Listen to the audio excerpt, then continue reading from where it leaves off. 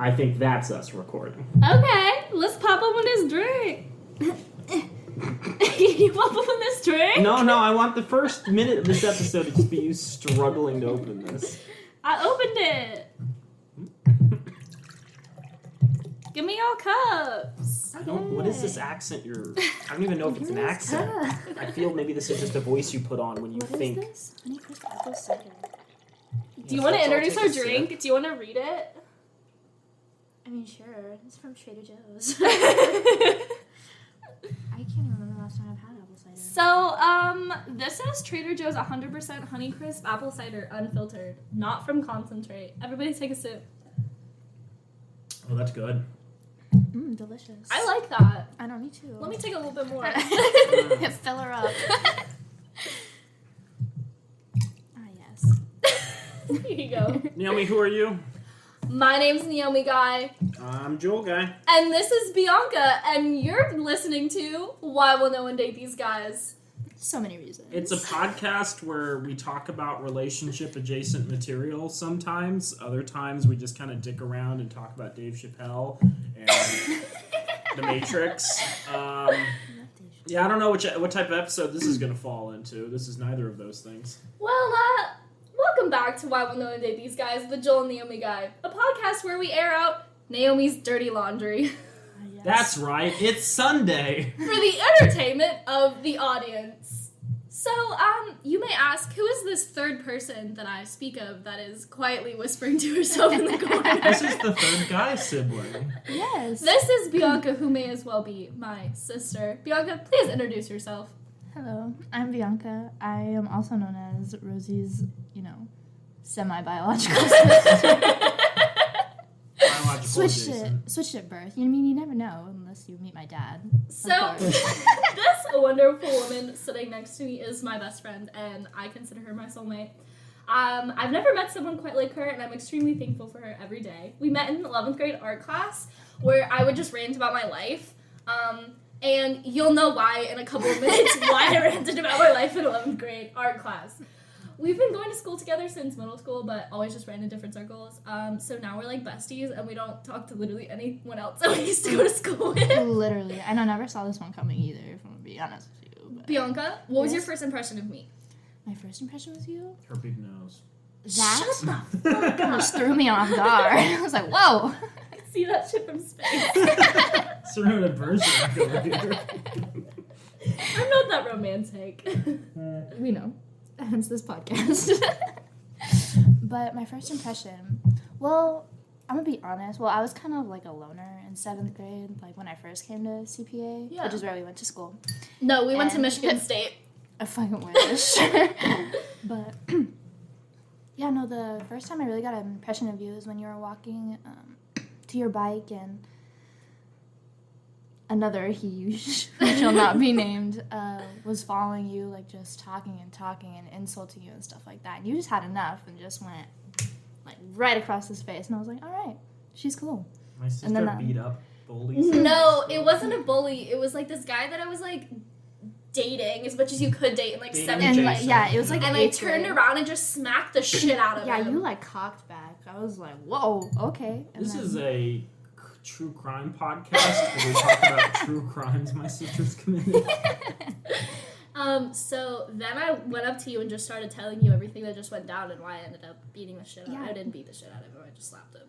But. Yeah, and then just like walked away, and then I like caught up to you and I was like, girl, you good? And I was like, yeah, I'm fine.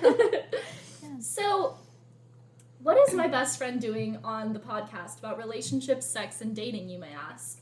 Well, today we're airing out my dirty laundry. And she's here to help. This past week, today is October 21st. We don't know when this is going to air. Probably as soon as possible because I really want to air out this dirty laundry.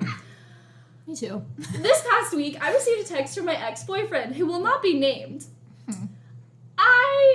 Like I just said, will not be naming his name on the podcast because that's disrespectful. But for the entertainment of the audience, I will be reading this text to Joel, my brother, for the first time. And we will be going through it line by line to do a deep analysis of where the fuck he got the audacity. I am here for two reasons. One, to provide colored commentary. And 2, because I feel I'm going to be a very effective straight man to Naomi's insane delusional state that has come about as a result of whatever the content of this is. This is live streamed. I have not seen. I barely even know the content. I've made some guesses in my mind, but I genuinely do not know what is contained within these text messages. It could totally be that I'm like, oh no, that's fine. That's totally okay. It's not. Oh boy. It's almost theatrical. I will say this. I feel really bad for my sister having to go through this, but I do appreciate the fact that she is living up to our podcast title, Why Will No One Date These Guys? I am currently dating someone, so I'm not doing a very good job of living up to the title, Why Will No One Date These Guys? Oh my And I God. guess in order to maintain this long term, we're either going to have to change the name or I have to hope they break up with me. We'll see what happens. Joel! Anyways, Naomi. To give a little context, I broke up with my now ex-boyfriend for a variety of reasons within the past 6 months. I'm going to be very How many vague. times within the last 6 months? Damn! But just to make it very vague and not give any more information than that, I did break up with him within the last 6 months. And I got back onto dating apps pretty quickly after the breakup. Not just for like shits and giggles and the fact that I have made some like really good friends on dating apps and I needed more content for the podcast. That's where she actually met you, right? Yeah. Okay. I thought that was a secret. So, like I had mentioned in several previous episodes, I kind of brought up some, like, good profiles that I found, and so it's just, like, good content for the podcast, it's good entertainment to, like, just, like, talk about these things. And how? And, I had just to give you more context, I have shared this text with multiple people, and all of them seem to be just as puzzled as I am, so, Because it doesn't make sense. yeah, what do you have to say about this? It's been, like, weeks already. Like, It's let been, it like, go. over a month since, like, I was, like, I'm done for good. Yeah, and then just the nerve. Because it was a little over a month after we had talked. So I broke up with him, and then I got a text message from him right after my fall break. It was like the first day back on campus, but like he had already dropped off his stuff like at my house, Yeah. which had stuff from another girl like in the box that he gave me. Like it was stuff from another girl. I feel like he did that on purpose, if I'm being honest I don't think with you. guys are smart enough to do that kind of power play. You don't think so? I mean, if Damn. you met him, the kind of stuff that he's pulled, like... Yeah, he's kind of a petty He's shit. he's super petty, super manipulative, like... He looks dumb, but... Damn. Oh God! Okay, I'm gonna get so much shit from this. Jesus Christ. before we get into the actual reading, do I need to make predictions? Yeah, Because let I've me seen- do Yes. Okay. Yeah. This isn't like a Um, tiny I also text want to like either. read the responses that people sent to me after I sent Yeah. them Ooh. screenshots of this That's a good- text. It was on my like Snapchat story for like a good 20 minutes, and I was like, when your ex-boyfriend like Snapchats, when your ex-boyfriend texts you randomly and tries to gaslight you after weeks of silence or something like that. And then I was like, no. And then I was like, and then I was like, oh wait, I should make a podcast out of this. So I deleted it. And then I was like, damn it, I really should have kept that up. Anyways, keep going. Okay, so my off the wall, out of like the realm of possibility idea is he texted you like a very long poem or Okay. like half of a song he's either heard or decided to write for you. He's not about that his creative. Feelings. Okay. I would say he's written me poems. He's never written a Ew. song. No one likes poetry. Why did you let him do that? I didn't let him do anything. It just, we can take that a couple of ways. Okay, second is he owns up to all of his mistakes and tries to make it seem that he's had some kind of conversion and or revelation in the last period, whether it be like starting to go to like alcohol or drug awareness training or found Jesus Christ as Lord and Savior, and he thinks that taking these steps is enough to enamor you back into his life. Third possibility is Okay. he, out of the blue, decided to start blaming you for everything that went wrong, is saying a lot of shit about you as a person that he's like, this is going to impact you for the rest of your life and you're never going to get over this, X, Y, and Z. And was expecting that you might react and blow up on him or interact with him in some way, but you didn't? That's the feeling I'm getting. Okay, let's get right into this. You So sure this you is the didn't way read these? this is the way it's gonna go. I'm gonna read it as a whole. There will be initial reactions afterwards, and then we will go line by line and really just analyze the shit out of this text. So We all went to liberal arts schools, right? So we're Yes. ready for this. Every word. let's get started. Hey. Ooh, choice. Block. Block. I have a few things to say. I just wanted to tell you, thank you for not talking about me on your podcast. I appreciate the respect for privacy. Ooh. Whenever I've been listening to it in groups lately, I've been nervous you'll say something, but you kept it on the DL, which is good! Exclamation point. I'm also glad you found a new man so fast. It's weird to think about him fucking you, but I mostly got over it when I realized how fast you moved on. I can finally giggle about you having cringe Bumble dates and sex, which is something I've never been able to do about our relationship in the past. I think by listening to your public podcast about your sex life, I was like, yup, this is not for me. She's going to London anyways. I just wish you didn't blatantly lie to me after 4 years on and off. That's part of this scenario. Shit, I lost my spot. It's like a book. It's Harry Potter and the text message from her ex. Shit, I can't find the middle one. Okay. I just wish you didn't blatantly lie to me after 4 years on and off. That's part of the scenario that doesn't sit too well with me, but I'll get over it. I just don't get why you would have to lie to me and say you didn't have time for me, when in reality you just want to date other people and be intimate with them instead. Just tell me we didn't click anymore, and so much time would have been saved. Tell me you didn't like religion, I act too Republican for you, you think you are a god, and you just don't have fun with me anymore. It's clear as day that you've moved on when you were on dating apps 2 weeks or less after breaking up with me. I can only complain to a certain extent. I'm having good sex again for the first time in a while, but it just caught me off guard, I guess, how you trashed me so quickly. I still wish you the best, but I also wish that you didn't try to fuck with my well-being again. We have been through a lot of things with each other. I think it's time for us just to be a memory.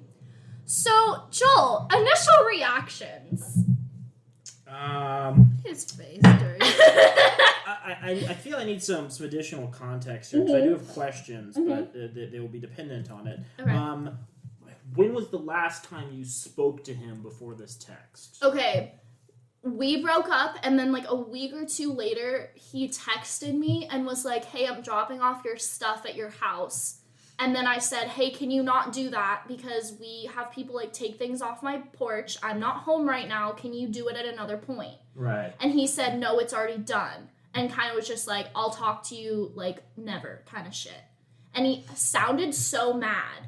And then like I was later going through the stuff, and there was another bitch's stuff in the pile of stuff.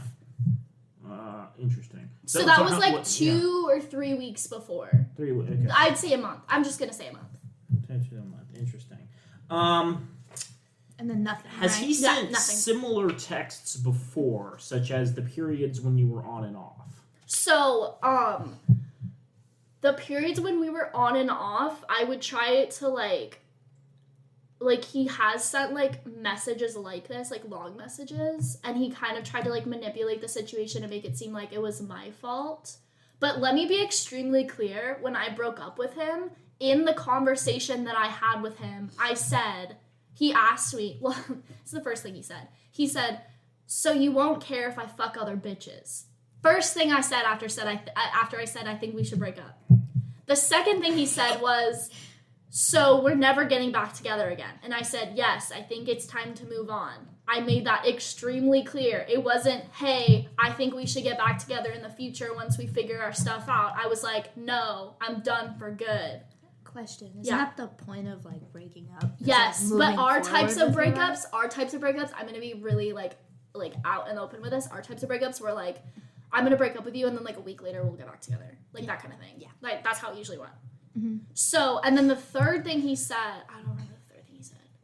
Oh, and then he's like, let's be friends, and I was like, I was like, okay, but my definition of friends, like, with an ex is, like, I talk to you when I run into you, and that's, like, it. Yeah, like, you're civil. Like, I'm not gonna go, like, out of my way to, like, hang out with my ex-boyfriend. Like, that just seems, like, especially with him, because, like, usually that just led to, like, more of the, like, toxic cycle of us just, like, getting back together and stuff again. Yeah. So, Joel, do you have any more questions? Jesus I Christ, that the notepad note card is full. full. Okay. Oh, it's so got a backside. Yeah, so do I. It's an interesting letter. Yeah. It's not a letter, it's a text. He wanted it to be a letter, but Yeah. I don't know if you would open your mailbox for that or if you Or just rip dump it it in the up. recycling. Yeah. I have 3 initial thoughts about the overarching tone. Yeah.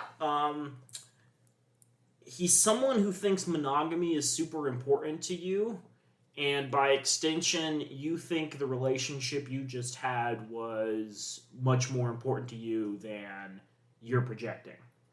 The second... Well, wait. Let me clarify this. He thinks that the relationship that I just had was more important than... He thinks monogamy is super important, which is why he's throwing in these bits about having sex with other people. Yeah. And thinks that you were more deeply invested in this relationship and that he can play off that. Okay. The second is someone who's not over you. Okay. Someone who feels the need to bring up a lot of this stuff and get his presence back in your mind. And third, someone who thinks there's still a chance he can either manipulate you back in a relationship or make you feel bad and go back into this pattern of getting back together with him at some point. Do you feel any of those are off the mark? Okay, so when I initially texted a person who will remain unnamed, I sent her the text messages and I said, this is what's going on. What do I do? And she said, he's clearly not over you. I'm not going to read the text messages because then you'll know exactly who it is. But she just basically said that it was like, he's not over you. Bianca's in the room. It's okay. It's not Beyonca. Like you could. I sent This is text Naomi's message. actual best friend. She first sent I it swear to to her. God, I sent this text message to like 40 people. Oh, God. Like, I'm not even kidding you. Yeah, so I also feel that, like I know you don't, there's certain things you don't want to talk about. It's interesting because there's almost an element of guilt where he's like, thanks for not talking about me on the podcast. Like, I can understand that some people don't want to be like... No. We'll talk about this more, like, when...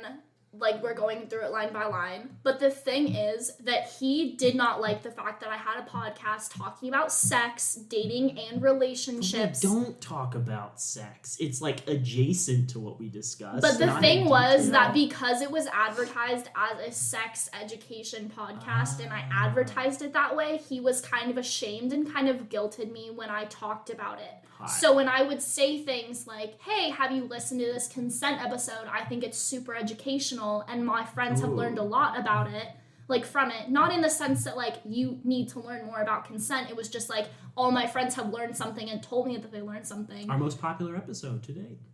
Exactly. He was kind of just like, okay, yeah, and like pushed it aside. But then also he was like, it's kind of weird when I talk about it because, like, you have this podcast about sex and dating and relationships with your brother, and it's weird that I'm like, when I talk about it, and I was like, then don't fucking talk about it. Like, it's not your podcast, it's not your job to like advertise that shit. Right. I'll just pretend to be your husband. Then it'll be super weird for him to talk about. Oh yeah, my girlfriend and her husband. Sweet home Alabama.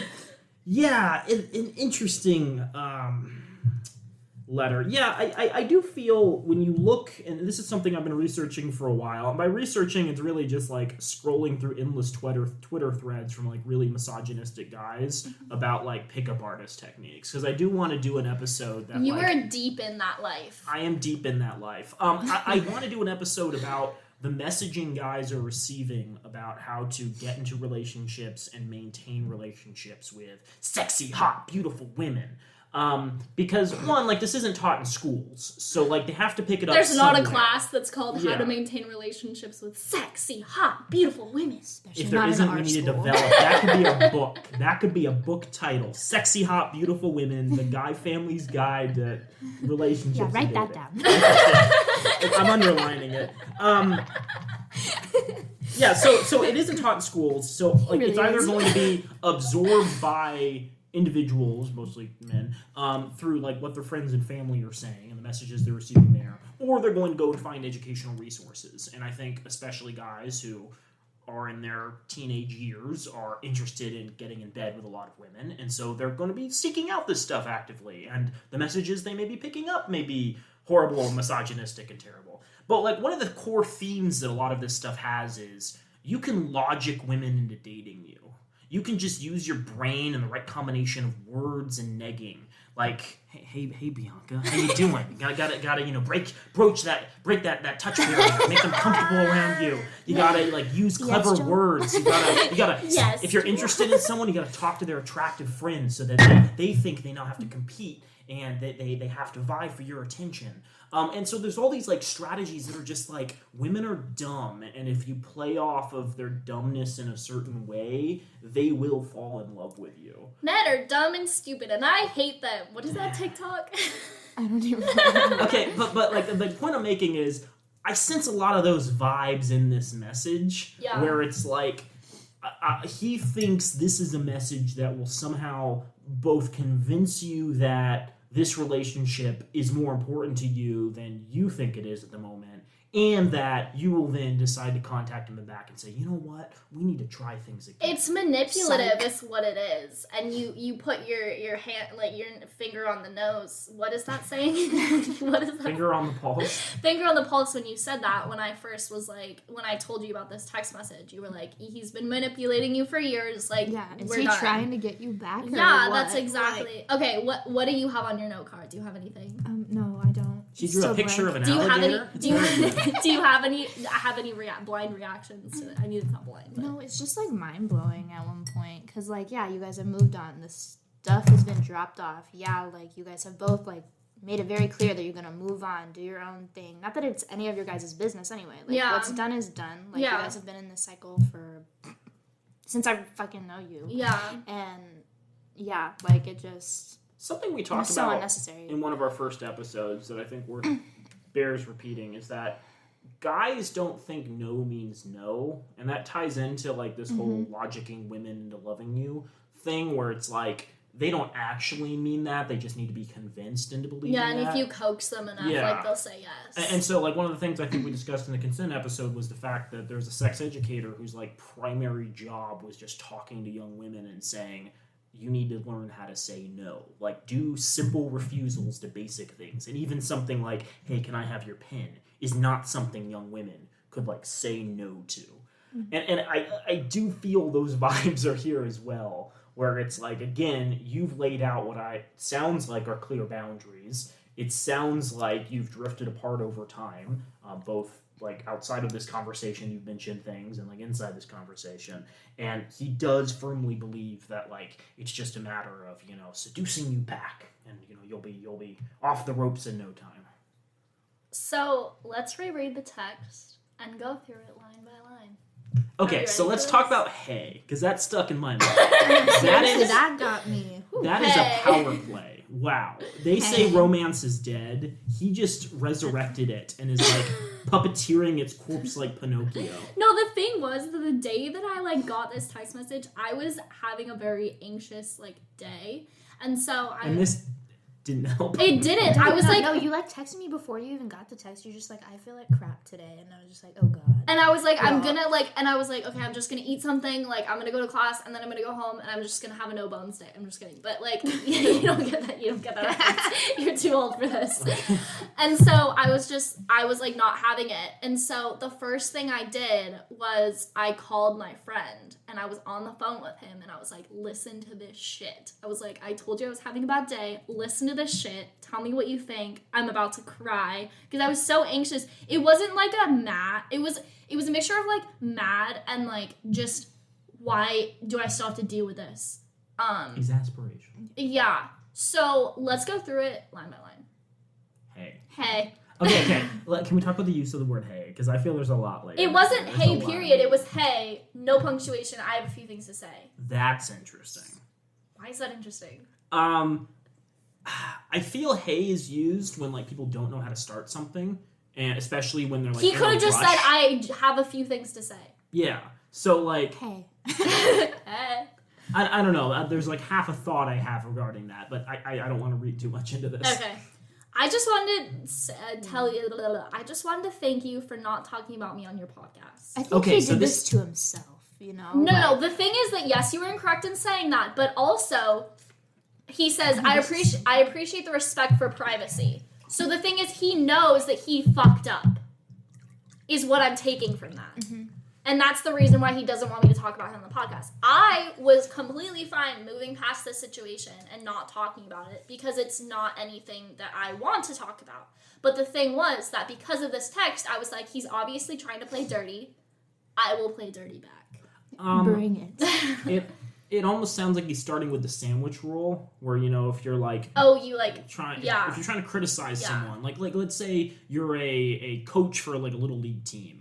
If you want to give feedback to someone that was really bad, you need to be able to tell them straight up what their issue is. But that's hard to hear. You know, we've talked about like stress in one of our episodes, and you know how people don't like being alerted to the fact that they might be not as good at something as they think they are, or they already know it, but they don't want it to be pointed out and other people to recognize it. So the sandwich rule, which I've adopted in my everyday life, which I think is great, our audience should adopt it, is you give a compliment to someone.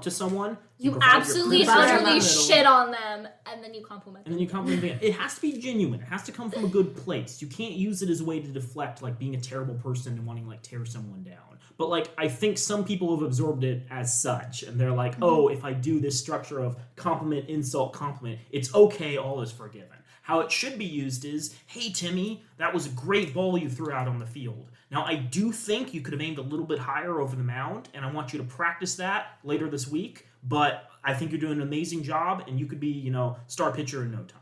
Right? Like that's a good application of the sandwich rule. We were obviously talking about baseball in this Yeah. conversation. Oh, definitely. Well, this gentleman Do you struck think that's out. what the hay was for?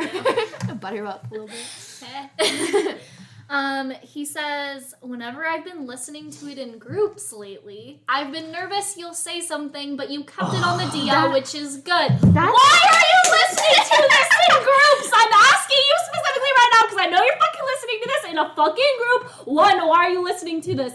Keep giving me views. It'll only make me money. Thank you, honey. It does not make us money. But the thing is... You don't know that. But the Not thing yet. is, why are you nervous? What do you think I'll say? And also, why are you listening to it in groups? And why are you talking down to me? He said, which is good, exclamation point. Okay, so I have a couple theories on this. The first Got it. is he's living with roommates, right? He lives with one roommate. Okay. Multiple people know this podcast exists. It's come up at some point, or they follow you on Instagram, or whatever, and they know it pisses him off, so they're just playing it to make him feel weird. I do that shit. The second possibility is like they used to get together and like smoke weed and listen to it, and either like make fun of it or make fun of him, which is Play it also really, kind of- really Okay, loud. but the thing is that like his friends specifically spent years shitting on me, so I wouldn't be surprised if it was the latter. Okay, so the third option is, just them picking on you as they're, like, driving places. It's like, oh, let's go see that new James Bond film. Also, you hear what your bitch ex said the other He said day? to me in passing, like, very strangely, like, so out of context, he was like, if we ever break up, this was months before we actually broke up. He was like, if we ever break up, I'm not gonna allow people to like talk down on you. And then I was like, okay, why didn't you do that in our fucking relationship? Because like his friends spent the vast majority of our relationship either trying to break us up or like talking down on me. Yeah. And he wouldn't He would do just anything. stand there. He wouldn't do anything. Well, that's what a good boyfriend does. Well, obviously. Yeah. But Yeah. I didn't one know of the reasons because to keep him, Naomi. I didn't know that was like what a good boyfriend did. So thank you for educating me. You're welcome. Yeah. I've been listening to a lot of pickup lines. Something to look out for. I'm also glad you found a new man so fast. What new mans? What a great application of the sandwich rule. What new mans? Literally, like. That's what's called a complisalt. It's a compliment and insult at the same time. Both, I'm really happy for you, but also, you're a whore. Yeah, so again, I think that might be like another roommate thing. Like maybe they saw you. Yeah, like, on because Bumble and because I posted something of me and my friend who's strictly a friend who I made on Bumble, but it was a Bumble or Hinge. Either way, It's Bumble, huh? I think it was. I love how I know Hinge. this. I think it was Hinge. Okay. But like, yeah, I think it was because then Anyways, so but like he's an insanely great guy. So I took him to First Friday and I posted a picture of it like on my Instagram, and I know that his friends follow me, so I'm guessing that's where he got it from. But also, I was re-listening to some of our podcasts that we've been posting the past couple weeks since we like broke up, and the thing was that I think that he took this from a episode that we recorded with a couple of months ago while we were still together, and I mentioned that I had a partner, but I think that he just ignored all the conversations that I told him, hey, this is in editing, it's been in editing for like months now, and I was actually like, I strictly should have like, it was about him when I was talking about like having a new partner in the episode. So like he literally just played himself. Yeah, like I was talking about him. Just like super jealous and like just finding any reason to jab at you. Yeah. I also think it's interesting that he considers it like a reflection on you, like being a slut or whatever. Really, it's more of a reflection on him to the extent that if someone's so checked out of a relationship that they're automatically on dating apps, right? Now, what does that breakup, say? What does that say about you as a partner? That the person you've been with is already thinking about finding a better relationship. But I wasn't thinking about finding a better relationship. It was just like, oh, I'm on this for shits and giggles. Like, it was literally just purely content related. And, like, I found some cool people. So, like, it wasn't even like, oh, I'm, like, so... Like, I would say I was checked out of the relationship, but I wouldn't go so far as I'm actively seeking a relationship at the moment. But then there's this next line, which I had to, like, underline. Yeah. Yeah, not that it's any of his business anyway. Yeah. Like, he said... I'm sure he's doing the exact same thing. It's weird to think about you fucking him. Wait, him fucking you. She'll love this when I type this line. But I mostly got over it when I realized how fast, in all caps, you moved on. I don't think he's over it. You know, he says he is, but it almost seems like he isn't. Am I crazy? Weird. I don't think he is. I'm just gonna put that out there. I don't think he is. Might be an unpopular opinion. I don't think he's over it. No, I don't think so. Also, how much brain space does he dedicate to thinking about you having sex with other men? I don't want to know. Enough to write this whole goddamn text about it. This text, for reference to our listeners, since y'all can't see this text that I have on my phone right now, it is 3 screenshots full, like 3 screenshot pages full of text. That's how long it is. This is like Times New Roman, like 12-point font. Do you think he's just like he's just at work, like working in the fecal plants, eating? You're poop, just trying to be so fucking vague right now. eating poop, which is what he does for a living, and Taste he's tester. like, oh, I bet she's going out on a group date with the whole football team. I'm so angry right now. Or he's just like walking down the street to the poop store, and he's like, oh man, I need more poop for dinner. I bet she's going out with the whole ASU football team right now. Oh, and the nerds. No. Revenge of the If I Nerds, wanted she's to get taking back them to him, if I wanted to get back at him, I wouldn't go for the ASU football team. I'd go for his favorite college football team. Ooh. And I'd date like the quarterback or something. And I'd like really just put myself out there and really just fuck with him. But I'm not that fucking petty. Well, I'm saying you could be petty, do the same thing as you did with the First Friday photo, Yeah. and just like see them at a game Yeah. and run up afterwards and be like, hey, can I get a photo with you? And then just be like, post it love and of be my like, life or something. me and my new BF or something. I think that's a great idea. He said, I can finally giggle about you having cringe bubble dates and sex, which is something I've never been able to do about our relationship in the past. I'm gonna be honest. When we got back together after our time apart, I didn't like what he told me about the situationship that he had with another woman because he went into detail about it.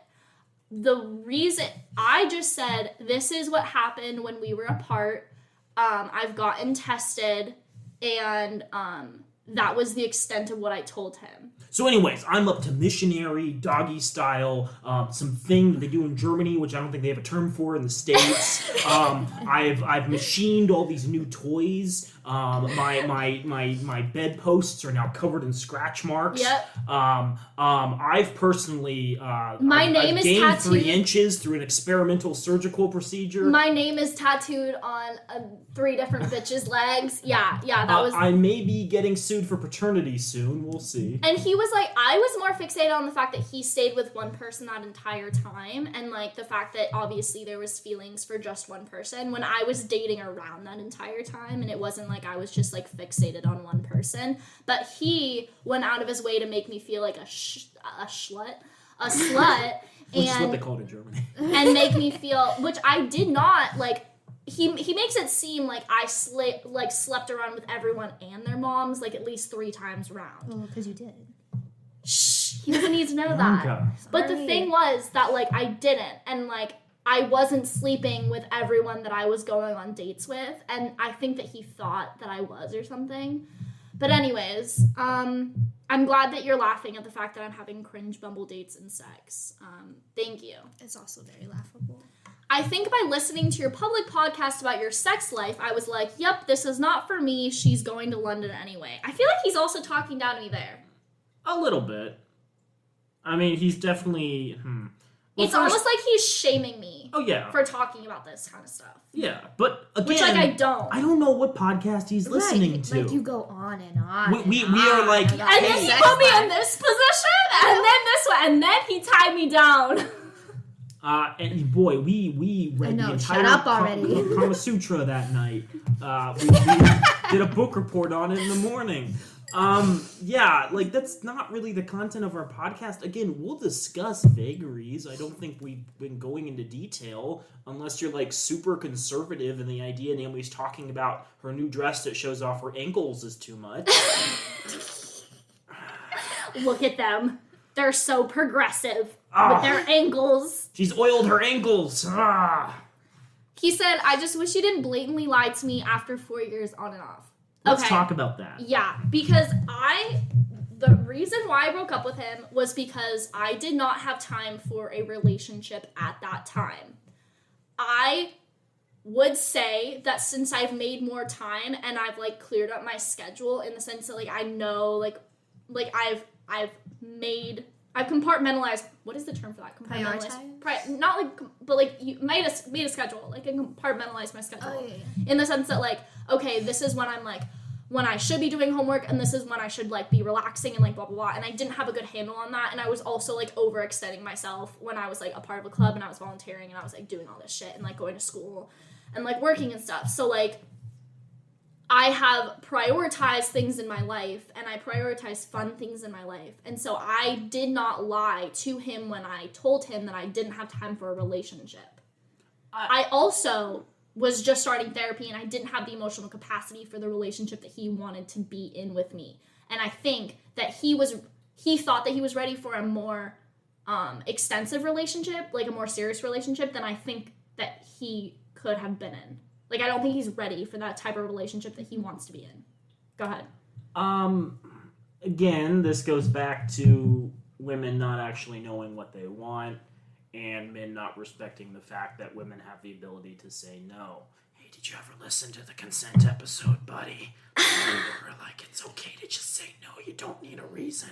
Like your friend group. Like we haven't gotten into, like, specific abusive behavior. I know we did kind of an episode on it, but we really want to dig more into We will be doing details that of later, yeah. Yeah, and like one of the things that's talked about a lot is women are afraid to say no and explain their reasoning.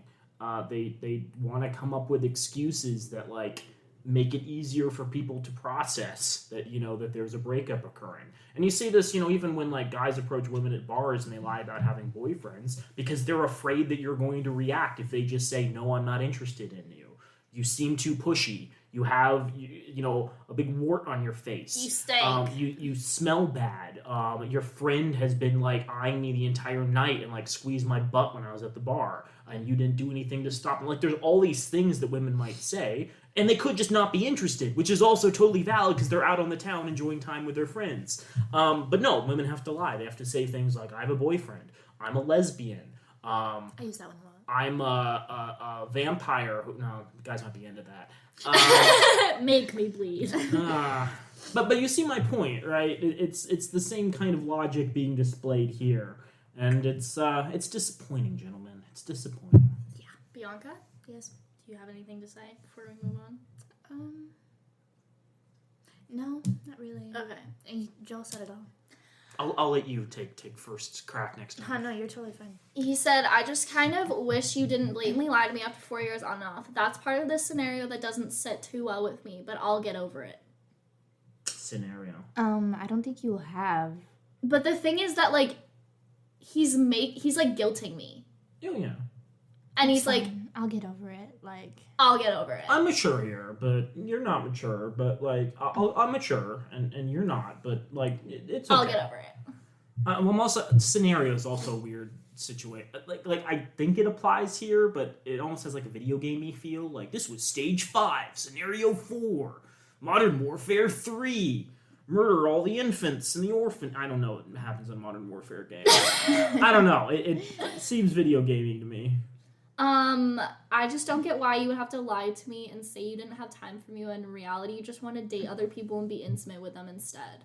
Like I mentioned before, I did not lie to this person, and I did in fact not have time for him, and I still don't want to date other people. I don't want to date him either. Just putting that out there. really. And I don't want to be intimate with them instead. I don't want to be intimate with people right now. Sex is scary, kids. Just putting that out there. So that's my Buckets. buckets. Joel, No, I've said my piece. Beyonca. Let me read that one more time. I just wish you didn't have to lie to me and say you didn't have time for me when in reality you just want to date other people and be intimate with them instead. I mean, even if you gave that as your reason, like, I don't know why he has to, like, second... Like, that's a valid reason. Like, he just doesn't take anything what you say. Like, He doesn't trust me. Right, exactly. Like, he's just rebutting every single thing you said. Like, And the thing is that, like, girls there make was... excuses and, like, stuff like that, but he just can't. I You're just well have a enough alone. contradiction in what you said. Therefore, I've outlogicked you. Right. Just tell me why we didn't click anymore, and so much time would have been saved. Tell me you didn't like my religion, I act a Republican for you, and you think you're a god, and you just don't have fun with me anymore. 1. Republican. 1. Religion. I don't consider myself a religious person. You can be a religious person. I just didn't like the fact that it felt as if he wanted me to become religious in order to be with him long term. 2. Republican. Him and I had varying views on politics. I won't go into the details, but the thing is that I am going to admit, like, this is a fault of mine. I think that I am right when talking about politics, and that is a fault of mine, and that's why I'm going to therapy, because not specifically, stop cringing, specifically because I need to be able to, that's part of the reason why I'm going to therapy, is because I need to be able to hear other people's perspectives and not think that my perspective is the only perspective that's given. 3, the God thing. I said, going back a couple episodes, I said in an episode, oh, haha, I'm going to therapy. My therapist thinks I have a God complex. Oh my God, he's on a second postcard. Oh, God. And I said that as a joke. Let me just repeat this. I said that as a joke. And he took that as, obviously, she thinks she's better than me. Says the one, like, being condescending, nitpicking at everything you say. Taking things out of context. Like, re-listening to things that you have said and, like, making himself so mad that he has to write, okay. Oh my God, You have another the thing about the you know that picture that I posted with that guy that I told you about? Yeah. That I was just talking about? He always had an issue with me having male friends, and I think that was a direct reflection on him because it made it seem as if he didn't think that females and males could be just friends. That's funny. Because it seemed as if he didn't trust the men because he always, in those situations when he was friends with women, he sexualized them. So he automatically assumed that all men did the same thing. Right.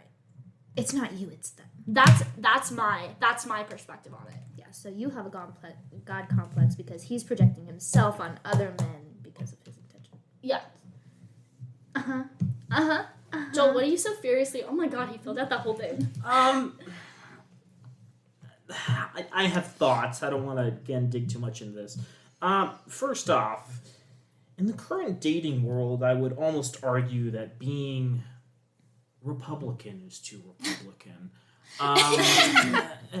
I don't think this is a universal rule, obviously. I don't think he's a registered Republican. Okay, there are many young women who identify as culturally and politically conservative, so yeah, I'm not going to pretend that our podcast is reaching all hearts and minds. But I think a significant portion of young women, as reflected by polling data, have socially progressive views that are not reflected in the current Republican platform or the politicians who are vying for power in the post-Trump era. So, I do think, statistically speaking, if you were to just roll the dice and pick a random young woman of your age, they may have issues with his republicanism. You might have issues with his republicanism. I don't know if that's a unique factor to you. I don't know why I brought that up. I just think it's interesting. But the reason I was furiously writing is I do think it's interesting that, like, you're apologizing for having political opinions. And this goes, I think, to the fact that women are constantly taught that their opinions are not 100% valid and that they need to caveat all of them rather than standing firm in their own belief. And the fact that you think that, among other things, it's worth going to therapy for is kind of silly. Okay, no. Because don't let me mansplain, but I do want to articulate this before you react, because I think I might get to a point you're about to bring up. We've discussed on previous episodes that there are assaults on abortion rights occurring in the United States. And there's no real such thing as having a moderate position on abortion rights, because when you adopt a moderate stance in U.S. politics, it just means the cultural conservatives win. And a really good example of that is this infrastructure bill we discussed on an episode which may not be published until late November, based upon the fact I'm going on vacation, where there was an infrastructure bill proposed, and then progressives pushed it up to $3.5 trillion after negotiations, and this thing was going to introduce new climate technology and repair U.S. infrastructure, and they added in some other cool stuff, like free community college, and women's health care and child care support, and other things that are, good for the nation, that we would say might move the needle on U.S. society forward. And the two moderates in the room, Joe Manchin and Kristen Sinema, have proceeded to negotiate down all the good portions, get rid of all the increased taxes on the wealthy, to create a bill that might only be $1.5 trillion, nowhere near enough to actually combat climate change. And still no Republicans are going to vote for it. But they've just moved the needle in the opposite direction and taken us away from a wonderful world. Not a perfect world, but a wonderful world where $3.5 trillion could be passed and improve the lives of so many people. Reason I'm bringing that up is, a lot of women have firm political beliefs. A lot of women are adamant that their beliefs are valuable, but they're not willing to articulate that. And I think women should be a lot more angry and a lot more steadfast in their convictions, because there's a lot of shit going on. Call me crazy. Okay, I'm going to say I appreciate you mansplaining that. So Let me mansplain feminism too. But the thing is that, to give more context, when we were having conversations about political beliefs and the differences between our political beliefs, I would bring up context. I would bring up okay, here's this information, and then he would say something that was directly against what I was saying, and I would get mad, adamantly mad. Well, that's what the Repto-Martians want you to believe now. So it's, am I crazy for thinking that I should be able to hear other people's opinions without getting mad about things? No, for some stuff, sure. There's some stuff where it was literally just politics. Yeah, it's a political hot-button issue that's brought up, but ultimately the debate doesn't mean anything. And a great example is the U.S. penny. Some people will get super steamed if you suggest we get rid of the U.S. penny, a unit of currency that's effectively meaningless. People throw away pennies because they're not worth it. People don't collect pennies anymore. The only reason we still have the U.S. penny is because the zinc manufacturers in America have twisted the arms of Congress. Some people think it's a symbol of U.S. heritage and it's worth protecting. Other people are super adamant that we need to get rid of it because it's a waste of government resources. But at the end of the day, it does not matter because it really doesn't affect people's lives in the same way that things like climate change or healthcare might. Mm-hmm. So on those issues, it's fine to quibble over things, and it's fine to accept political views that are in opposition to you. But the whole issue we have right now in America with racism is that there seems to be the belief that if someone's racist, you can't punch them in the face, that you have to listen to their opinions and their insights, that the Nazis have important logic and knowledge that they can contribute to the conversation about whether or not Jewish people are humans. Or, you can apply the same thing to the BLM movement, where some people are oh, well, they can't be uppity because being uppity is bad. And the other people are well, we've kind of been pushed down for forever and we'd like to get just a little crust of bread. And it's totally okay to have opinions where you are steadfast again in your conviction that I am right and I don't want to hear other points of view that deny the humanity or the value of, the people that I believe my beliefs are defending. That's not to say you can't be open and receptive to things in everyday life. That I feel is a completely different thing. I think you're apologizing way too much for having views that, to me, seem perfectly normal. I don't know. Maybe you've expressed some stuff on the Penny I disagree with. Let me give you an example. Okay, I participated in a singular BLM protest in 2020. I would have wanted to go to more, but I just couldn't. And when I told this particular person that I was involved with at the time that I was going to a BLM protest, and we were talking about the BLM protests, it sounds like I'm talking about a sandwich. Sounds like you're talking about the Bureau of Land Management. The Black Lives Matter protests, I told him why I was going, and he got mad at me because he had members in his family that were, like, Black. Part of the police department. And he was like, obviously you're directly protesting against, like, and you obviously hate, like, all police officers and blah, blah, blah. And I was like, okay, let me get this completely straight with you, because this is my personal opinion. I don't hate cops. I hate the system. And I kept saying that, and I kept repeating myself. And he got so mad at me that at the end of the conversation, when I was literally screaming this into the fucking phone, because we were having this over the phone because #COVID, he was like, I don't want to talk to you for a couple days. I need to cool off. Because he thought I was directly protesting his family member. See, first I was on Naomi's side, but now that I've heard the arguments, I think I'm kind of leaning towards him. Yeah, so now you need therapy. God damn it! Okay, but I do feel that reinforces my point, where, like, if he's mad at you for getting angry over defending the rights of a class of people versus the rights of a group of people who happen to have a job. Who volunteered for that job. Yeah, like, it seems you're on completely different planes. I'm not going to say there's not nuance within, like, the BLM movement and, like, protest tactics and other stuff that's worthy of conversation. I'm just saying that's a really weird place to lie down. So one, I feel like his stance on, like, having firm political beliefs is silly. But two, like, I think maybe you're missing a larger point that if you disagree so heavily on something like that, maybe you're not compatible, buddy. Maybe you shouldn't be dating this person and trying to woo her back with logic and reason. Reflecting back on that, I don't feel as if he had political beliefs because he was a straight white man.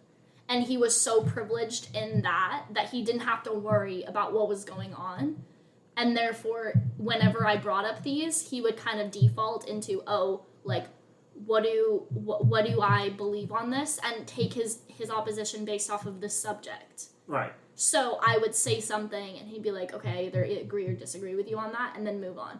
The most common answer when I brought up things such as political beliefs was, let me do more research, I'll get back to you, and we never had that conversation again. Really didn't want to discuss the penny, did he? He really didn't want to discuss the penny. Naomi's on the side of the zinc manufacturers. Yeah, I am. That on the record. I'm a sucker for pennies. Naomi likes to roll them into, like, 50-cent rolls and then, like, put them in her fist to punch people with. No, I like to make them into those, like, four-finger rings. Brass knuckles? Yeah, and then just... Naomi, defacing federal currency is a crime. I wanted to be clear, Naomi was kidding.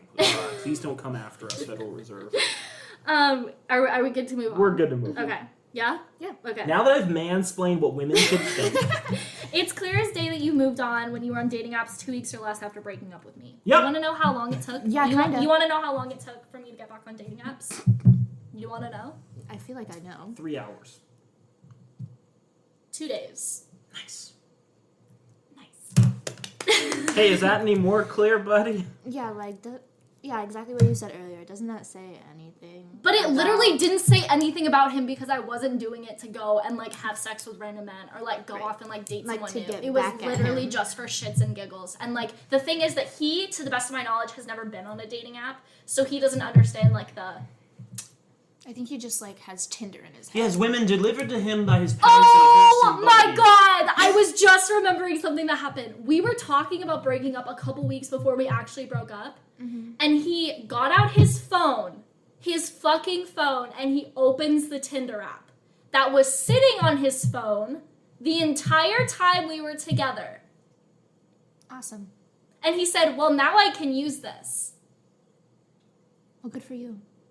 And that wasn't the end point? And You're that was like, not the oh, end what a good joke. So I brought it up to him later, and he was like, I've never used it. And I was like, then why the fuck was it on your phone? And he was like, I just never uninstalled it. And I was like, Interesting. why'd you never uninstall it? Was it an insurance policy? My friends downloaded it as a joke, and they made me a profile, like, as a joke. Like, we were just, boy stuff. And then, like they were also, like, sending messages to women, like, late at night. I mean, this happened several times. Like we were at But it was all a joke. Yeah, I've never used it before.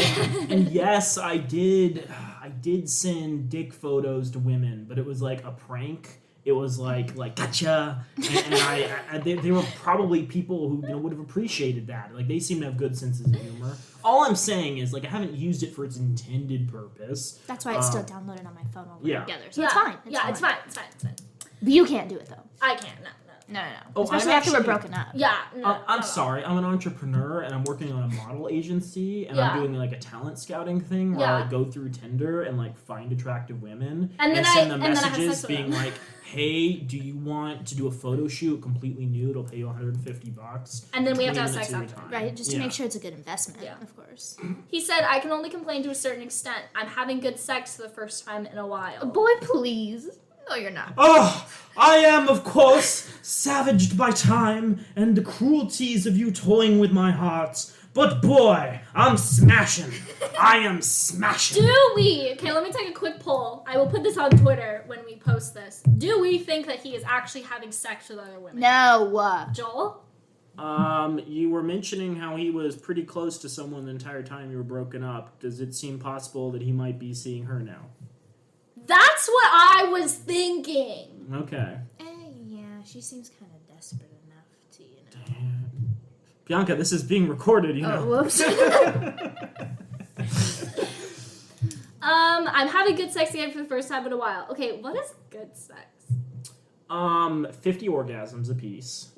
Per session. You have to have a Gatorade break midway through. In fact, you should just get like some of those Noom electrolytes and mix that into the Gatorade so you're like supercharged. But you have to drink it while you're like having sex. And this is the important part. You do have to be on a combination of heroin and cocaine the whole time. Like that just brings it, over the top. Okay, got it. That's what they don't tell you Got about all like Hollywood. Sensory endings tingling. But it caught me off guard, I guess, how you trashed me so quickly. Boy, I literally told you I was breaking up with you. It's not like I fucking cheated on you. How did I trash you? Also, let's talk about trash. When you dispose of things, sometimes things are reused after you dispose of them. If you were to trash something, I'd argue that involves putting in the landfill and preventing anyone from using in the future. But it sounds more like you brought them to Goodwill, right? Like other people can now choose from a set of hand-me-downs and decide if they want to take them. Damn. You Goodwill. This is recorded, Joel. I Goodwilled him. Oh my god. I don't understand how I trashed him when before he literally said thank you for respecting my privacy. How did I trash you? I'm trashing you now. I'm openly admitting that now. I think he's using that term improperly. He's saying you threw him in the trash. That's where I got the analogy. Oh, okay. I still wish you the best. No, the fuck you don't. Yeah. But I also wish that you didn't try to fuck end me. it there. But I also wish you. Why didn't he just end it after hey? You up? But I also wish you didn't try to fuck with my well-being again. We have been through a lot of things with each other, and I think it's time for us to just be a memory. Honestly, hey you up would have done the whole exact thing. Would have done Okay, justice. 1, here are my overall thoughts. 1, why did you text that? 2, why do you have the audacity? 3, why did you feel the need to say any of that? 4, would you like to hear my response text? 5, why the hell are you listening to her podcast? Okay, I will say this. Creep. We are at an hour, so we can do this 2 ways. We can either go like past an hour and 30 minutes, don't edit at all, and just throw this up. Bro, I want to throw this shit up so quick. Okay, so we can keep going. Yeah, because I don't have much else except for my response text. Yeah, so I want to hear response text. Yeah. And can I predict that too? Yeah, go ahead. And then I want to hear reactions from other people. Okay, I need to give you context before I read this to you. Okay. So what I did was I received this text about 2 days before I got this text message. I was talking to my friend who's also going through a pretty similar breakup, and we were talking about blocking our exes. And I was just, it was mainly in the sense of why do you let someone who's hurt you multiple times, have access to you like that?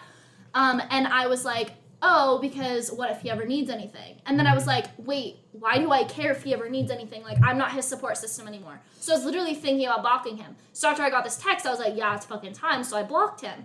And then Beyonca DM'd him. And what did you say in your DM? Should I pull Yeah, it pull up? it up. Wait.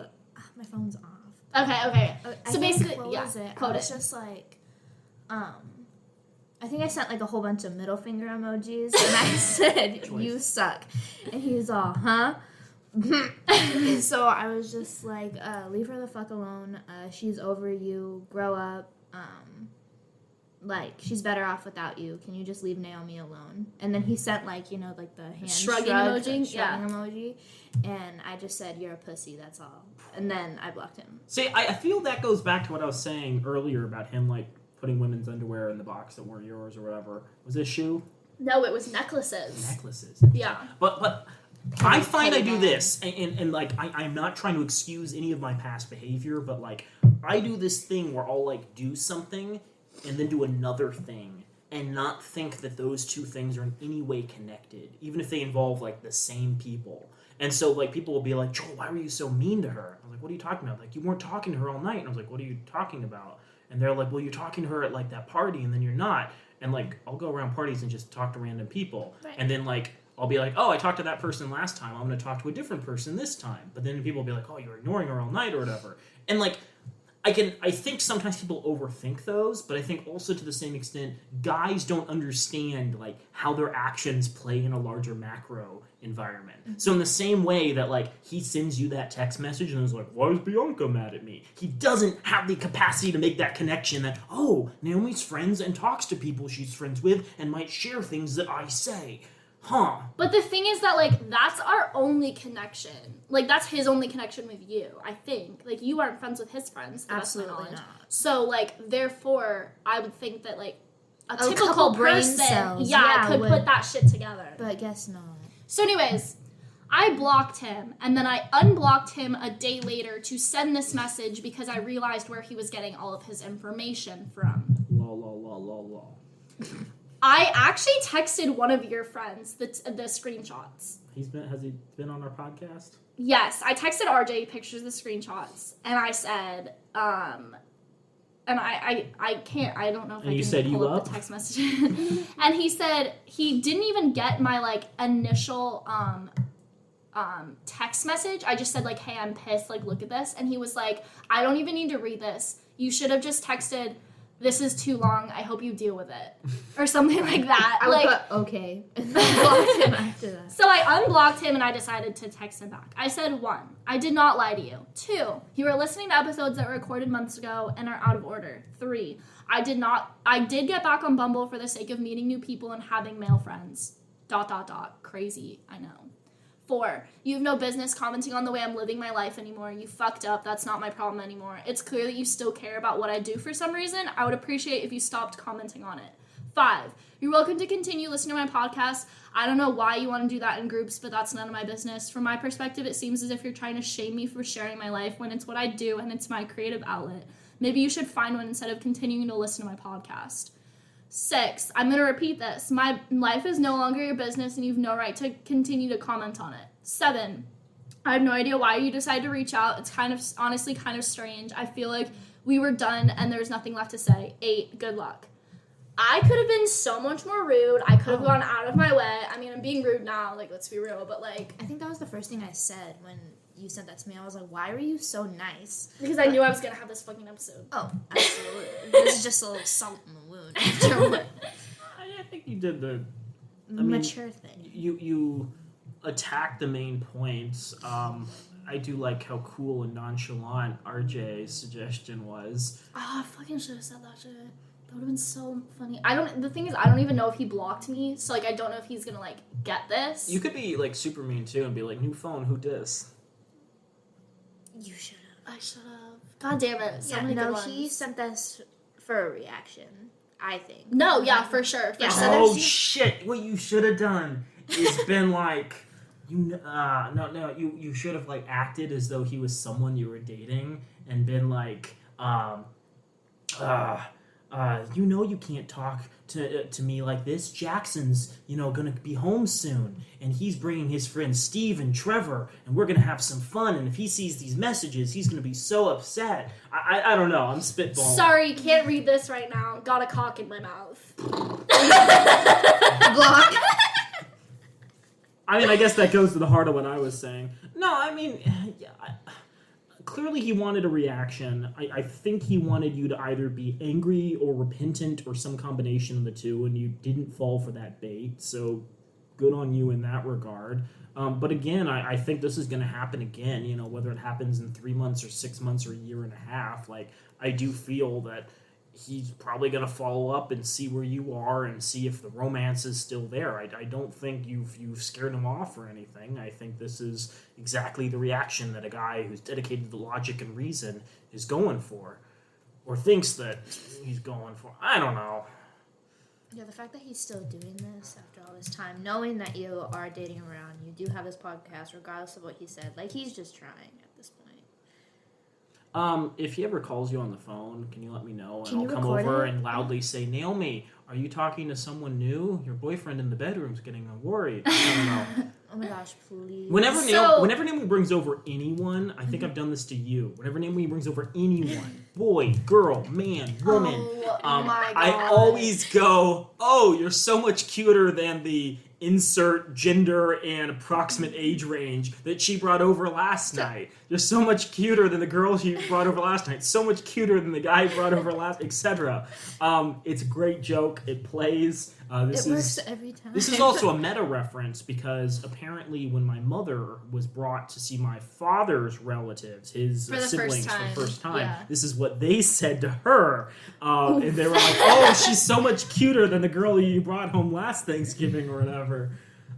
It's a family joke. It's a funny. family joke. Yeah. Yeah. So, You're part I'm of the gonna- family, Bianca. Yeah, I'm gonna use that one next time. when your roommate brings over someone new. Right? Be like, hey, he's a lot cuter. What were some other reactions of people on your socials? You said 40 people. How many responded? So I sent you that, and I sent RJ that, and I sent my friend. I sent mom and dad it. I already told you mom's reaction. That was mom's reaction. Do you want to repeat? Okay, let me. I don't think she'd want me to read it line by line. Okay, general basically gist. she was just like, I'll get over. He's obviously not over you if he's sending that to you. I sent it to dad, and I didn't send it to dad. I told dad the gist, and I was like, hey, mom has screenshots of it, and he was like, if I ever see this guy again, he's on my fucking shit list, and I was like, Same. On site. Dude, you're a Quaker. You can't beat him up. he's not a Quaker anymore. Oh, that's true. I think he's still a pacifist though. Still, no. I showed it to people in my class. I was literally in class when I was outside of class, but I showed it to the people that I know in my class, and I was like, oh, look what my ex-boyfriend just sent me. And they read it, and they were like, what the fuck? And they were all just so confused. Why do you have why do you feel the need to reach out when you were the one who wanted to be friends? Why do you feel as if it's necessary to share, I'm not going out of my way and saying, he's making it seem as if I'm fucking everyone and the grandmother. Everyone and the grandmother. And he's making it seem as if it's my fault for fucking everyone when I am not in a relationship, so it shouldn't matter. And also, it's none of his business who I am and am not fucking. That doesn't make any sense. Yeah, he's Who I am and slut-shaming am you, not but dating. in a roundabout way. Yeah, and it's I don't understand why this is necessary. Why couldn't you just yell this in your pillow? I don't understand why you had to go out of your way to read it. And so obviously I've spent the last couple of weeks reflecting on the relationship, because that's what you do when you break up with someone. And I kind of feel a lot of the time, I'm not saying I'm totally completely innocent in this relationship, but I would say that I do feel as if a lot of the situations were manipulated by him. And obviously when I told you I'm going to therapy, obviously this kind of stuff comes up, and when I tell her there's three sides of a story. There's her side, his side, or fill in the genders there, and then the truth. And so obviously she's only getting one side of the story, but she has her own opinions on this relationship. I am specifically reflecting on the one time that it was about this time last year, And I got into his car and I was asking him specifically because I'd asked him if he like needed to get tested because he had been with someone else. And I said, look, like, because things just kept slowly coming out. Like, the truth just kept coming out. Originally, he was like, oh, I just kissed her. And then he was like, oh, like, other things happened. We didn't say where he kissed her. That's the caveat. Nah. True. And I was like, well, if you need to get tested, like, do that. Like, cool. Like, go Which and is do an that. appropriate adult reaction. Yeah, and so I said that, and like, I'm not gonna lie to you, like, I did get like kind of possessive in that relationship because of the way that things went down and the way that he was, like, he never set up proper boundaries, like, with his female friends, and it was always just like, okay, my girlfriend's around, but like, also like, Want to come sit on my lap? hey, okay, it wasn't that bad, but like, you get the gist. Like, he never put up proper boundaries, so the boundaries were often stepped over. Yeah. And I would go out to a party and I'd say, hey, I'm going to a party, and like, he'd get mad at me even though I didn't know where he was half the time. Mm-hmm. And it was like, I didn't want to know where he was half the time. But anyways, around this time last year, I asked him, I was like, I got into his car, we were going for like a drive or something. I don't even know if we had the intention of doing anything. And we got there and he's like screaming at me. He's like, I didn't have sex with her. He's like screaming. He's like, you're like a piece of shit, like waste of space, like blah blah blah, like screaming this at me. He drives me home, like, we're like a mile from this house. He drives me home, it's like 90 miles an hour. He kicks me out of the car. And I was like, oh my fucking God. I'm crying, like, I'm bawling my eyes out. I get into my car, I go over to Ethan's house, my friend Ethan's house, and I'm telling him the situation. 20 minutes after he drops me off, I get a call. I'm so sorry, I'm just super stressed right now, like, blah, blah, blah. I have a test tomorrow. I can't believe this. I'm so sorry, blah, blah, blah, blah. If this is not, like, abusive behavior 101, if this is not, like, oh, I'm gonna, like, beat the shit out of you, but then I'm gonna buy you flowers tomorrow and say I'm sorry, and it'll all be okay. I've been saying that. What do you have to say about this? You should talk about your relationships more, because like for the listeners' benefit, like she's been dating this individual like on and off for a couple of years, and I like have never really gotten my finger on the pulse of like what drives this person. We've never had a conversation that's longer than maybe like 10 or 15 words. Like it's always been like a very distanced interaction. I've probably been in a room with him maybe 5 or 6 times. Yeah. And like we've celebrated holidays together too. Like our other sibling. Was dating an individual long term, and I interacted with them significantly more, and I felt that I knew a lot more about them, and it's not like we were dating for the same amount of time, but also like I definitely feel there's a distance in the relationships you've had compared to the ones our other sibling has had, and I'm really feeling that moving forward, I'd like to have these conversations with you more often, so I can be your Beyonca and be like, But here's the other thing. The reason I was putting my head in my hands as you were talking was, you realize what's going to happen next. What? You told him to go find a creative outlet. Yeah. And he thinks he's going to start his own podcast. Exactly. He thinks what you do is easy, that it can be replicated, that he's right in this relationship. He's going to start his own podcast where he talks about dating from the guy perspective, not the Joel guy perspective, the other, like, general male perspective. Is he going to be like a knockoff Joe Rogan? There's a lot of a knockoff Ben Shapiro. That, well, according to my wife's dry pussy. Oh, you can't say that word. I'm sorry. So here is my prediction. This is the only time the P word will ever be uttered from Joel's mouth. That kind of slipped out. I was looking. The goal of making fun of Ben Shapiro, when all my censors went away. So if anyone wants to snip that out and play it in the future, there's your one chance. Here's my prediction. I think we should all go around and give our predictions of this situation. I think that he will get married way too young, have children way too young, and then regret it. What do you think? I somewhat agree. I think he's going to have another relationship that's not going to work out, but will go on longer than he anticipates because he himself doesn't know what appropriate boundaries are. And if the person is particularly attractive, will overlook their flaws because he wants to date hot women. And he's going to start a podcast. That's 100%, no doubt in my mind. But he's also probably going to text you again in the future, or have one of his other friends reach out, be like, hey, what's going on in your life? And get the information that way. you're not going to vanish from his mind magically. He's not going to wake up one day and have, like, forgotten you or your existence drift to the back of your mind. It's still going to play a big role in, like, what he does moving forward. And I don't think he's self-reflective enough to think critically about the mistakes he made in this relationship. He'll definitely project you just making a lot of mistakes and thinking to himself, how can I prevent women in the future from doing what Naomi did? And what I'm trying to say is that I'm telling you this perspective from my POV. Let's bring him on next. Come out from behind the curtain over there.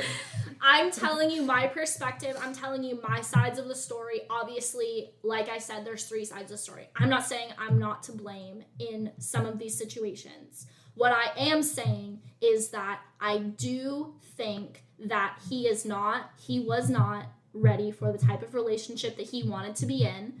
And I do think that it won't work out for him the way that he's living right now. Dude, a sexually mature adult gets tested. They don't consider it a hassle or an inconvenience. They recognize it as a part of having a healthy sex life. If you want to continue having sex with people in the future and thinking about sex with beautiful people in the future, go get tested. That's the only advice we can give. Because that's the thing, like you said, yes, it's a good idea to get tested. But I think at the root of it, he didn't like me as a whole. He didn't love me as a whole. He liked the idea of me. And he liked, being with me. I wouldn't say that our entire relationship, he was, quite ashamed of the fact that he was dating me because of our age difference at the beginning of our relationship. He is 54 for our listeners. Yeah, and he Please correct that. Yeah, he was not 54. But I was, it was not a significant age difference. It was 22 months. But because of that, he thought, he was very ashamed of it, and he didn't want to tell his friends. So my stupid girlfriend is tagging along, guys. I'm sorry. No, because for about, 6 months, we were hooking up, and he was not telling anyone. And when he finally decided to tell someone, he was so quick to just, dump me. And just be like, okay, I'm done. So, and then he kept those friends, and he was like, don't worry about it. And don't worry, I'm not a pedophile. I dumped her when I realized the age difference and that other people were aware of this encounter. So, yeah, looking back on it, not the best time of my life. And I do think that he just liked the idea of me and liked, yeah. I think it was more comfortability. Is that a word? Comfort, sure. Yeah, he just found a lot of comfort in there, and I don't know how many people would have given him as many chances as you did. Definitely not. No. It's your forgiving nature. Yeah, exactly. So I literally, yeah, I think that's what he's trying to do now, is just find another bitch who will do the same. Yeah.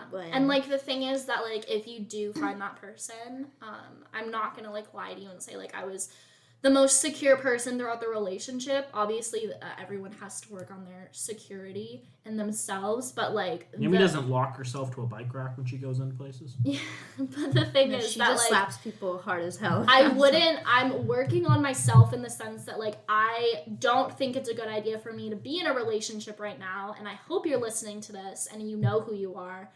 I don't think it's a good idea for me to be in a relationship right now because I'm emotionally understanding of myself enough to realize that I don't want to bring the amount of hurt into my next relationship that I had from my past relationship into the next one.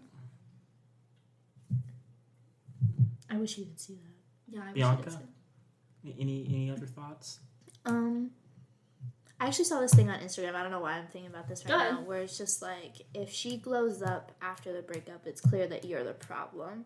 And I feel that you've definitely done that. You've been going to therapy. You've prioritized your schedule based on your relaxing and your school and your work and stuff like that. He's literally been in the same slump. I guarantee you he has run back to another said individual that was the problem in the first place. So, I mean, yeah. Can we leave him with some advice? Because I think it sounds like he needs advice. Well, one, the takeaway I'm getting is that we need to talk a lot more about sex on this podcast. Yeah. What positions, Kama Sutra. I want to get into that. Yeah. Because it seems that he wants to have amazing sex and wants it to be clear that he's someone who has amazing sex. So, buddy, the first tip I can give you is find someone you actually care about, who you treat as a human being, and they'll go out of their way to make sure that you're happy and that you're pleasured in your encounters. The second thing is the prostate. Incredible organ in the human body. I know you're interested in having incredible sex, and I'm not sure you have the humility, so to speak, but consider pegging. Not other people, having it done to yourself. I think that would greatly improve your reactions. And let's be clear, I'm not trying to be like, haha, this guy's gay or anything. I'm genuinely saying, if you're someone who is looking for that, consider, broadening your horizons. I don't think you will, because from what I know of you, you do seem to have a very repressed view of human sexuality and sexual encounters involving dominant and non-dominant individuals. But yeah, just consider it. Go to a sex shop, browse the aisles, run your fingers over some packaging. Ask yourself, deep questions about whether or not you need to do the same old routine, or if you're willing to open your mind's eye to other possibilities. Does that seem charitable? Is that fair advice? No comment. No comment.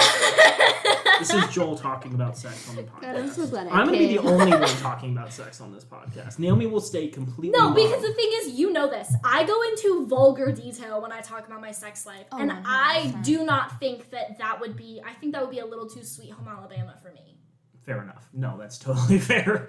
I want our podcast to be accessible. I think swear words are one thing. I think pretty much everyone of every age range now swears. I don't think that's too crazy and it's not going to expose anybody. And I think a lot of the information we're talking about is stuff that people, younger individuals need to know too as they start to go into relationships. So yeah, I want our podcast to be accessible in that regard. I do want to talk about the impacts of pornography at some point, but we do not need to get into weird specific details.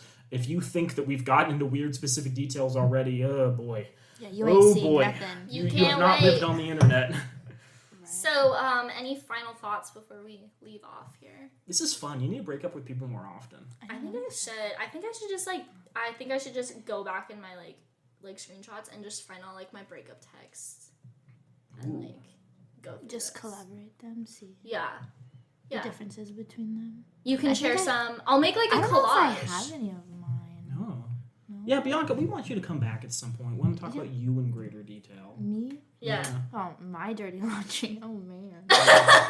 There's been a lot, the past. I know, ever since we graduated. I also think it's a good idea that we talk, or that you guys specifically talk about, more sexual experiences, because, knowing where we came from, with school and stuff, that was, never even spoken about. And, there's so many things that I didn't know or I still don't know regarding that, so I think it's, a good idea. A good Catholic high school. Catholic. So, anyways, I had a great time. I did too. This apple cider was great. I literally, I feel very relieved in the sense that I feel like I aired out my dirty laundry enough for the audience specifically. She's used that word so many times. I think Naomi actually needs to do real laundry, and that's so slipping too. out. It's just a low that I do. So many Okay. It's not clothes weird. you have. Also, for anybody listening, Joel, would you like to give them a song recommendation based off of this episode? Jeez, I we wonder what it will could be. we will let the song play out the episode. Let me get the exact name. I don't want to. It's called Dirty Laundry. It is called Dirty Laundry. I forget the artist. Carrie Underwood's Dirty Yes. Laundry. It's a great song if you're recovering from a breakup. It's a power ballad even.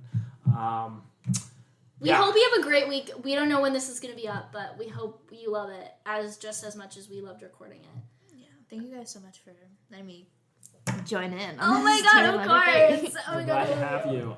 In I'll be case back. you aren't already on our social medias, we are on Instagram and Twitter at Date These Guys. It gives episode updates and occasionally special content like this, which I don't think is going to be an episode proper. Yeah, We'll I see.